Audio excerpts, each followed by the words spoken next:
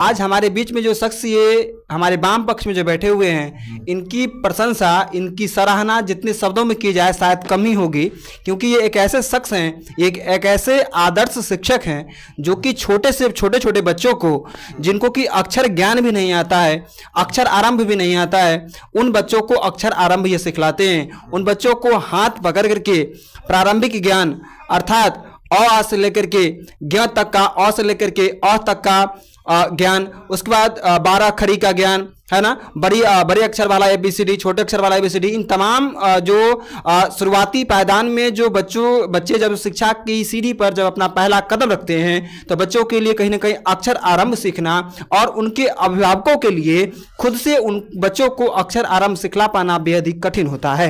मगर उस कठिन कार्य को भी एक शिक्षक सरल कार्यों में कन्वर्ट कर देते हैं। विगत कई वर्षों से इनकी आयु जितनी है उसकी आयु के कुछ जन्म के कहीं ना कहीं जब इन्होंने होश संभाला, जब इन्होंने खुद ज्ञान अर्जन किया, तत्पश्चात कुछ ही क्षणों के पश्चात, कुछ ही जब इन्होंने होश संभाला उसके कुछ वर्षों के पश्चात से ही ये छोटे छोटे बच्चों को अध्ययन देने लगे। और आज के परिवेश में वैसे शिक्षक जो कि 10वीं कक्षा के 12वीं कक्षा के बच्चों को तो पढ़ाते हैं, मगर 8वीं कक्षा के बच्चों को भी पढ़ाते हैं, मगर उनको कहा जाता है कि जो मेरा छोटा सा बच्चा है जो कि उसको अक्षर आरंभ भी नहीं आता है, अभी उसको अ भी सही ढंग से लिखने नहीं आता है, आ भी लिखने नहीं आता है, तो वैसे शिक्षक एक बार में कह देते हैं कि मैं केवल बड़े बच्चों को पढ़ाता हूं, छोटे बच्चों को पढ़ाने में बेहद माथापच्ची होता है और मैं उन बच्चों को नहीं पढ़ाऊंगा। उन तमाम बच्चों को भी ये पढ़ाते हैं और तमाम बच्चों को अच्छे ढंग से पढ़ाते हैं, और बच्चे जब कहीं ना कहीं सीख जाने काबिल होते हैं तो फिर किसी अन्य बच्चों को पढ़ाने के लिए चले जाते हैं। तो इनके जैसे जो शिक्षक जो हैं सो हमारे समाज के धरोहर हैं, इनकी जितनी प्रशंसा की जाए उतनी कम है। मैं मां सरस्वती भगवती से प्रार्थना करता हूं कि इनकी आयु लंबी हो, इनको ढेर सारी सफलता भविष्य में मिले। आज हम लोग इनसे बातचीत करेंगे। प्रथमतः तो आपसे मैं जानना चाहूंगा कि आप अपना परिचय दीजिए कि आपका क्या नाम है, आप कहाँ के रहने वाले हैं? मैं आपका नाम बताइए, नाम अपना बताइए। मैं उमेश भंडारी। कहाँ घर पड़ता है आपका? घर सिमड़ा में रहने वाले हूँ। अच्छा, कहाँ पर, कौन से जिला में पड़ता है? मुजफ्फरपुर जिला में? मुजफ्फरपुर जिला में रहते हैं। अच्छा, ये बताइए कि आप बच्चों को शिक्षा कब से दे रहे हैं? कब से शिक्षा दे रहे हैं बच्चा सबको? बच्चों को छोटा बच्चा सब जो है, छोटा बच्चा को पढ़ाते हैं आप, कब से पढ़ा रहे हैं? कब से? वो 10 साल से पढ़ा रहे हैं, छोटे बच्चे को पढ़ा रहे हैं। अच्छा। बहुत सुधारते अपना माइंड लगा करके यदि सुधार बहुत अधिक कर दिए। हाँ, मैंने बहुत बार बहुत सारा बच्चा को हम देखे हैं कि जिसको कि कुछ भी नहीं आता था। हमारी भतीजी को भी आप पढ़ा रहे हैं, बहुत उसको कुछ नहीं आता था, छोटा छोटा बच्चा जिसको नहीं आता उसको भी हाथ पकड़ के कैसे पढ़ाते हैं? उसको जिसको कुछ नहीं आता उसको कैसे पढ़ाते हैं? छोटा बच्चा को आप कैसे पढ़ाते हैं? हाथ धरा करके हाथ पकड़ा करके यदि जीरो बैठा करके। अच्छा, विभिन्न प्रकार के दिमागों के द्वारा मतलब किस तरीके से, ताकि बच्चा को अक्षर आराम आ जाए। हाँ, अपना दिमाग लगा करके यदि पढ़ाते हैं, लिखाते हैं, सिखाते हैं। सीख जाने के बाद फिर आगे विकास यदि कर दिया जाता है। आप खुद कितना तक पढ़ाई किए हुए हैं? कितना कक्षा तक आप पढ़े हुए हैं? मैं मैट्रिक किए हुए हैं। बताइए, मैट्रिक किए हुए हैं आप, बताइए। तभी गांव के कुछ लोग आपको कहीं ना कहीं साधारण समझते होंगे, मगर आप किताब भी अच्छे ढंग से पढ़ लेते हैं, बच्चा को पढ़ा भी देते हैं। बताइए, कब मैट्रिक कब किए थे?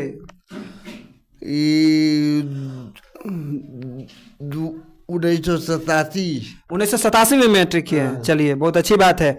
अच्छा, छोटा बच्चा सब जो है, छोटा बच्चा सब को आप कौन कौन कविता सुनाते हैं? कविता पढ़ाने वक्त में कौन कौन कविता सुनाए? कुछ कविता हमको भी सुनाइए, आपको बहुत कविता याद है। आपका हैंड राइटिंग हम देखे हैं, आपका हैंड राइटिंग जो है आजकल 10वां क्लास का बच्चा जो होता है ना, तो वो भी जब लिखता है तो लिखेगा तो लगेगा कि जो डॉक्टर जैसे लिखता है ना वैसे घस कर लिख देता है। मगर आपका हम कॉपी देखे हैं तो आपके कॉपी में हमको बहुत अच्छा हैंड राइटिंग आपका लगा है। आपकी लिखावट जो है सो उससे हम काफी प्रभावित हैं। हम देखे तो हमको लगा कि नहीं, बहुत अच्छा लिखते हैं आप। तो अच्छा, तब बच्चा हम जानना चाहेंगे, आप बच्चा सबको पढ़ाते हैं तो कौन कौन कविता सुनाते हैं उसको जरा बताइए ना, कोई कविता सुनाइए। तो मैं ऊपर पंखा चलता हूँ सो उला कविता तो सुनाइए ना। और ऊपर पंखा चलते वाला कविता सुनाइए। अच्छा, ऊपर पंखा चलती है, नीचे बेबी सोती है। अच्छा। सोते सोते भूख लगी, हाँ। खा लो बेटा मूंगफली, मूंगफली में दाना नहीं, हाँ। हम तुम्हारे नाना नहीं। अच्छा। नाना गया दिल्ली, हाँ। दिल्ली चलाया 2 बिल्ली,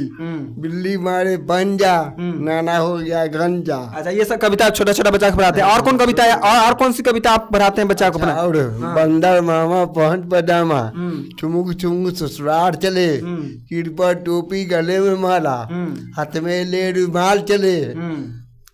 हाँ। अच्छा, चलना एक और सुनाते हैं आप। शिकारी आएगा जाल बिछाएगा, वो लगता नहीं सुनाइए तो। हाँ। शिकारी आएगा, जाल बिछाएगा, दाना डालेगा, लौट तो फंसो नहीं। अच्छा, शिकारी आएगा बड़ा। देख लीजिए किस प्रकार छोटा छोटा बच्चा सबको कविता पढ़ाते हैं ये। कविता पढ़ाने के क्रम में बातों बातों में किस प्रकार गुड संदेश दे दिया जाता है। शिकारी आएगा, जाल बिछाएगा, झट से फंसो नहीं, दाना डालेगा, झट से फंसो नहीं, है ना।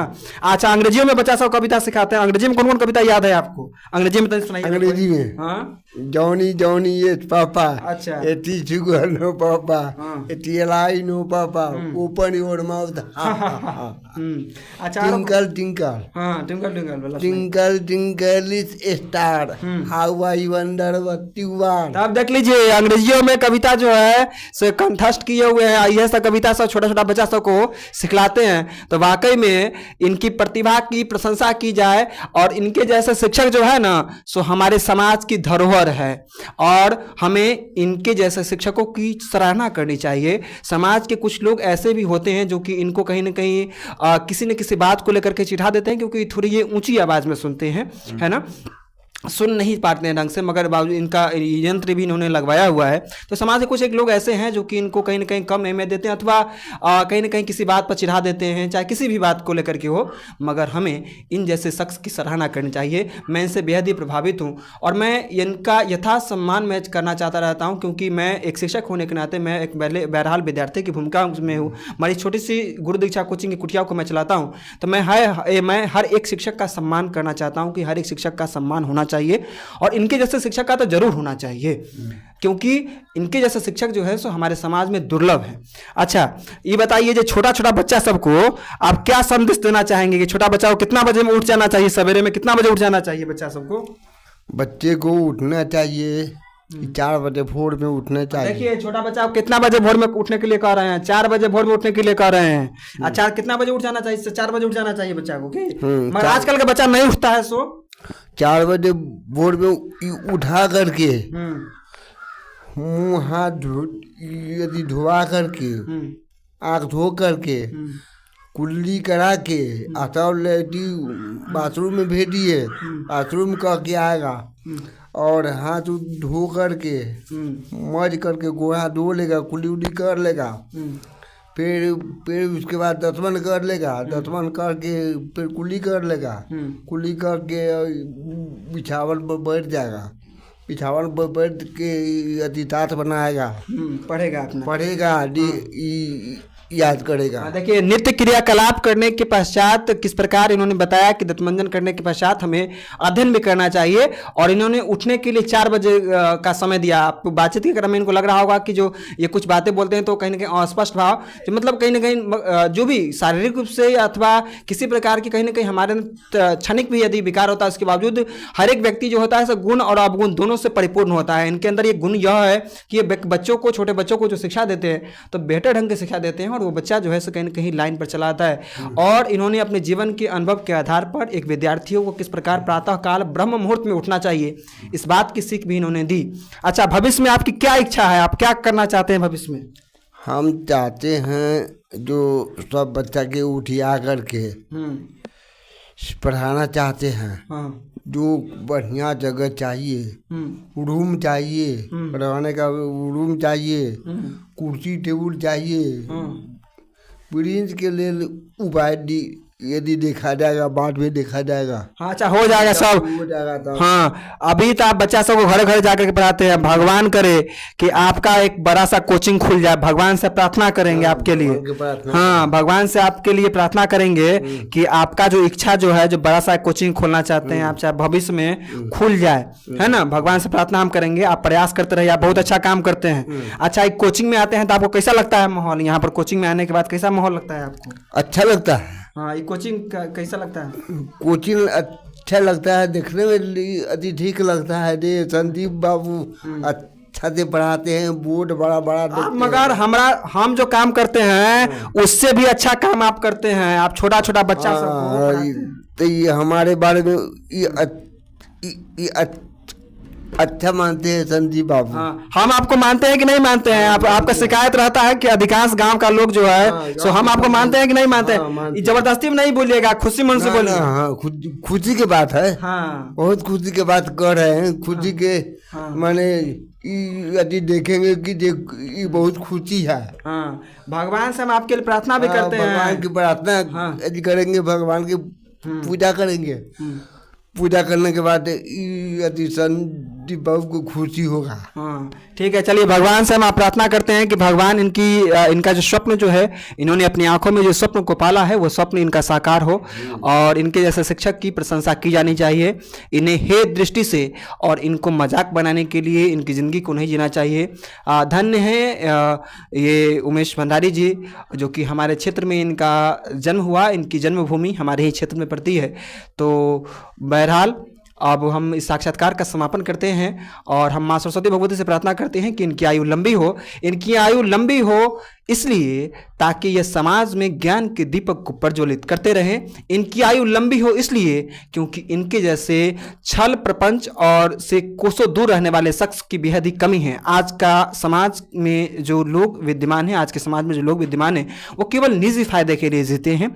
वहीं इनके जैसे लोग छल प्रपंच से दूर और वाद विवाद से कोसों दूर रहना चाहते हैं और ये चाहते हैं कि यथासंभव इन पर किसी प्रकार का हस्तक्षेप भी यदि समाज के कुछ एक लोग यदि डालने का प्रयास करते हैं, बावजूद इसके ये अपनी कलम की ताकत को मजबूती के साथ बांधे रखने का प्रयास करते हैं और ये प्रयास करते हैं कि ये बच्चों के मन में सदा ही ज्ञान के दीपक को प्रज्वलित करते रहें। तो यह इनसे यही प्रार्थना कि ये सदा ही ज्ञान के दीपक को प्रज्वलित करते रहें। इसी प्रकार हम लोग इस साक्षात्कार का समापन करते हैं। धन्यवाद।